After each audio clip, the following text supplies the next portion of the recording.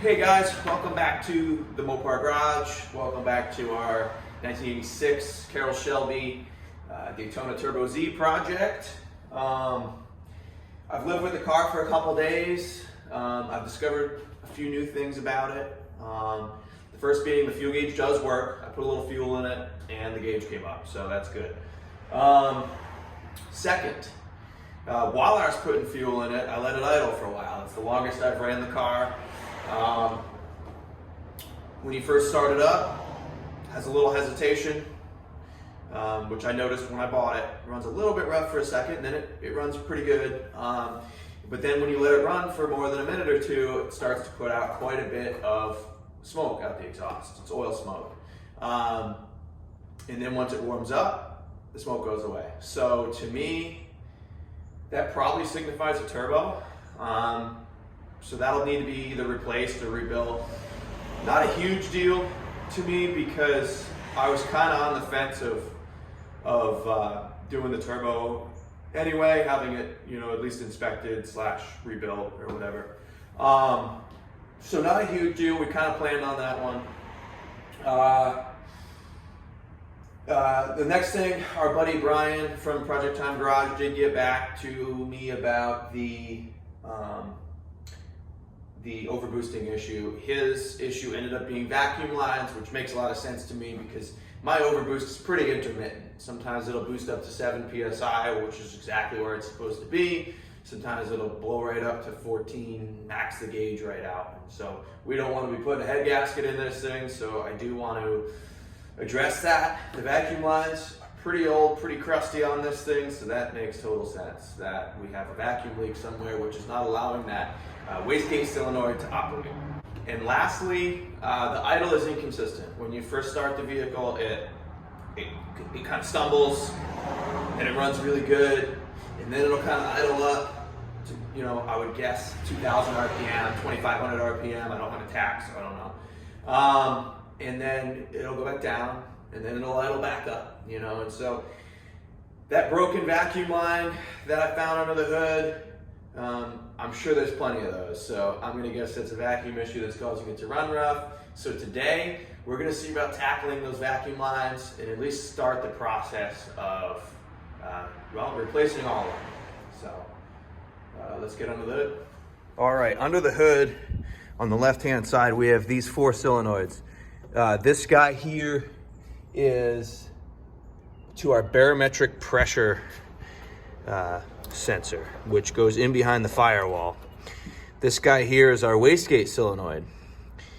Okay, I just pulled the line off of it, and our wastegate solenoid was hooked up to our EGR valve.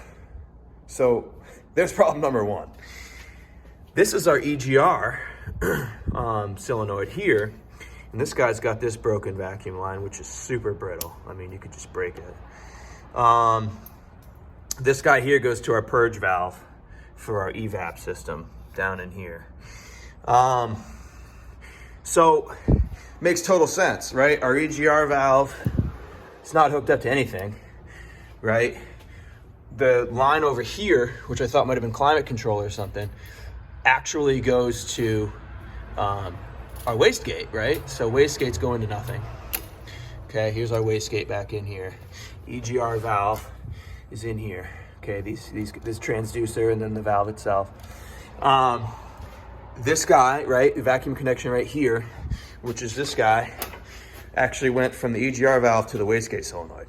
So our EGR valve was getting all kinds of mixed messages, and our wastegate's hooked up to nothing. So I think between these 2 vacuum lines, we're gonna be able to get this thing hopefully fixing the overboost issue and hopefully fixing that weird idle issue, right? Because if your EGR valve is hooked up to your wastegate solenoid, what the heck is your EGR valve getting told to do? So that's the plan right now. I'm gonna go to the auto parts store, see if I can't get a couple of these vacuum lines and see if we can't hook them up correctly. Just found our evap purge solenoid, which is supposed to run from that solenoid on the bottom right here all the way over to our throttle body, Yeah, that's all broken too. So we're gonna have to replace that one too. Really should replace all of them, but I just want to make sure that this is our issue. So I just want to replace the ones that have to and make sure it's running good. Make sure, eliminate that issue. So we're gonna have to rerun the purge solenoid, which is this one here, purge solenoid, over to the throttle body. Okay, also discovered that the bleed valve that's supposed to be on the top of the EGR solenoid, instead of that being there, right, we have the line that's supposed to go to the bottom of the wastegate solenoid. So basically all three of these solenoids all tie in over here to your main. This is what provides all your vacuum pressure, right? That's the intake. So this EGR solenoid was hooked up to intake pressure, top and bottom, and then hooked up to the wastegate. That's crazy. Actually, this was hooked up to nothing.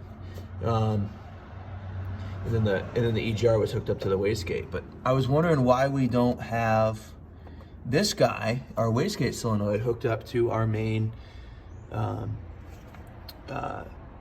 intake manifold right here.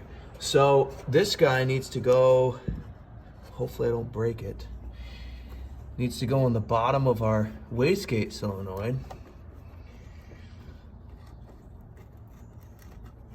Okay, like that. And then this little guy here, bleed valve, needs to go on top of this solenoid. So basically, our EGR solenoid was getting vacuum in both sides, and our wastegate solenoid was getting bleed screws in both sides. So it had no vacuum coming into it at all, so completely bypassed. And then it was hooked up to the EGR valve, not the wastegate. So crazy how wrong these vacuum lines were. I don't know how that happened. So let's go throw some new ones on. All right, successful kind of overhaul of the vacuum system here. We got our purge solenoid hooked up, brand new line. Kind of had to make our own end pieces. We've got our EGR, our boost solenoid, or our wastegate solenoid. All new line. We had to kind of build our own end pieces. They didn't have these 90s available. They are hooked up to the right components. My only concern now is it has probably been so long since our EGR valve or our wastegate did anything. Hopefully they're still operational. They're finally hooked up, but who knows how long it's been since they've been hooked up. Got our pile of junk vacuum lines here. Let's throw our intake back on. I'm gonna take it for a quick little spin and see if the boost is in a better place.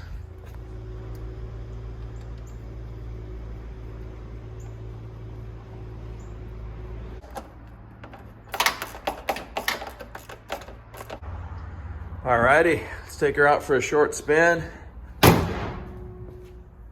See what the boost does. Well, all the vacuum lines are correct. However, we are getting a no start issue now. All right, I guess the test drive has to wait. Well, the no start issue turned out to be a loose starter wire. So I tackled that, but then saw smoke coming out from under the hood right here. And by the way, when the car first started, it was running way better than it was. So the vacuum line problem really seemed to repair that. However, now our number 3 injector is dripping fuel right onto the turbo.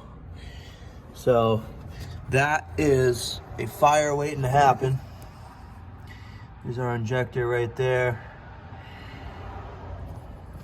Right in here, this guy. And it is just, see, it just dripped again. It's just steadily dripping fuel. My guess is it sat for so long that it hadn't ran for a little while, and then when I just ran it past couple days, that dried up seal on that injector let loose. So we're gonna have to do at least injector O-rings in this thing.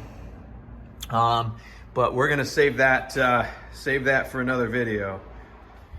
So that's gonna wrap up this video, guys. Fixed a few things, found a couple more issues.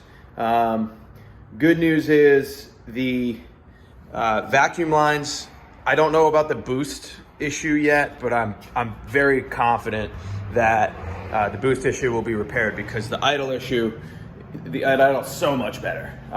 It starts and runs so smooth compared to what it was doing before. You got to figure it didn't have an EGR valve, it didn't have a purge canister for the evap, it didn't have a wastegate, had none of that. So all these systems were just kind of guessing. Unfortunately, with these 80s vehicles, all these systems are controlled by vacuum, you know, as opposed to today, you know, most of that's electronic. So, yeah, but you know, I'm going to call it a success. The vacuum lines are done. We're good with those. The no start issue was a little bit of a loose starter wire, and I'm just going to purge the fuel out of this thing. I'm going to hit this guy right here and depressurize that fuel rail, because I don't want it dripping anymore. So good thing we caught that. That could have been a fire. You know, that's the last thing you want. I'm glad the hood was up when I started it and I was able to see that smoke. So it's leaking fuel pretty good. Yeah, that'll be the next project. But thanks for watching. Go ahead and give us a subscription. I am trying to get this channel monetized this year, 2022. We gained, 14 subscribers last month. So it's really starting to grow a little bit, and I think this project will be a good time. So we'll see you on the next one.